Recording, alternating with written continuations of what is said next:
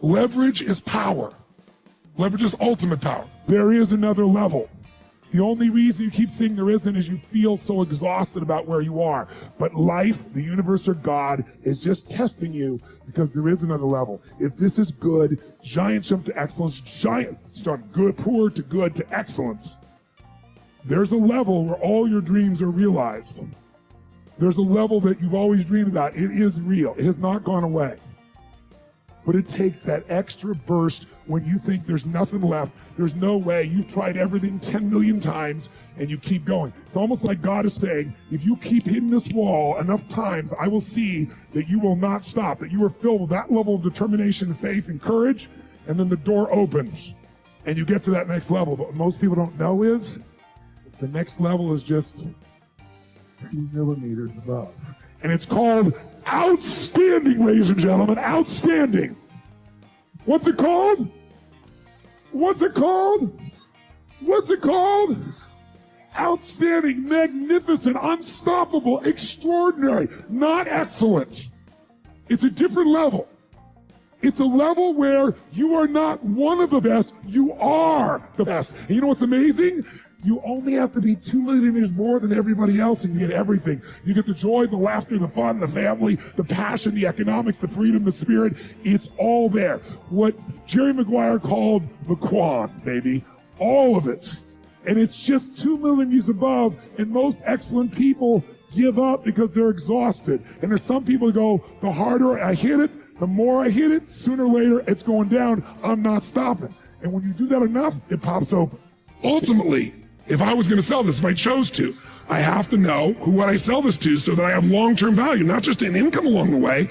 I have this critical mass hit. I get a multiple of my business. And most people don't have a clear exit strategy. They think I'll come up with that someday. You got to start with that end in mind. That's got to be part of your focus if you're going to be successful in your business. I can remember a gentleman who's built CAA in Hollywood, his largest, most successful agency, right? Michael Ovitz, remember that name? He put together Nike and Coca-Cola and these billion-dollar deals. And eventually, Mike Ovitz went to go sell that business. He'd never thought through an exit strategy, and he got almost nothing for it. Because the laws prevented him from selling it to a studio. He had to sell it to some of his employees for pennies on its real value. Now, Mike found a way to make money later on in another place off of Disney. But the bottom line is, the guy didn't have an exit strategy. And it was brilliant, made lots of money, in the end didn't get the value. What's interesting, I'm doing this program right now, and I got a room, of a couple thousand people from 44 countries. They're all business owners. Some of them are businesses that are approaching $1 billion. Some of them haven't even started yet, right? They're just picking their business. So it's really variety. And one of my goals in that event is to actually get people to not go in business.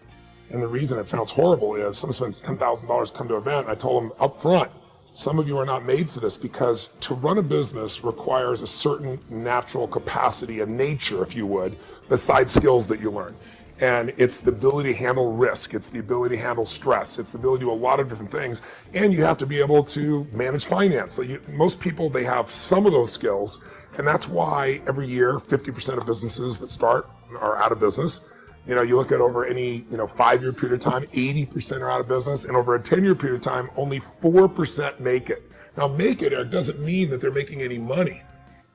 What are 5 of the most important choices you've made in your life? Just think about that for a second. Begin to list them off in your head. 5 of the most important choices you've made in your life.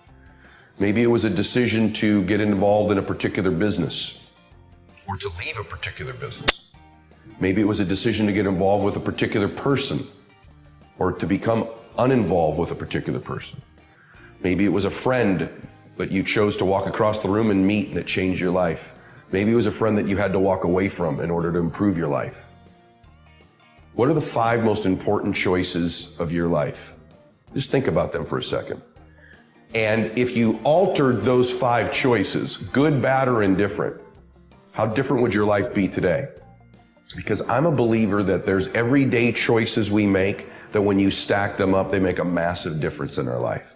But I'm also a believer that there are between 5 and 10, a handful of moments in everybody's life, that if we make the proper choices in those moments, the complete trajectory of our life changes. And I think as you just asked yourself that question, you may say there haven't been 5, there's been 2.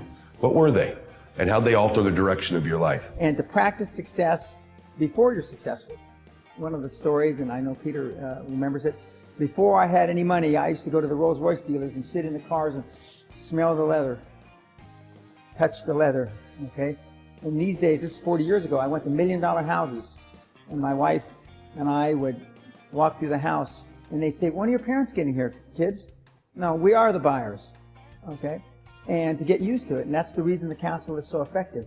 And the reason I stopped giving outside seminars is that the success rate is almost 5 times greater going to the castle, having a butler wait on you, dressing, thinking more of yourself, because self-esteem is the key to high performance.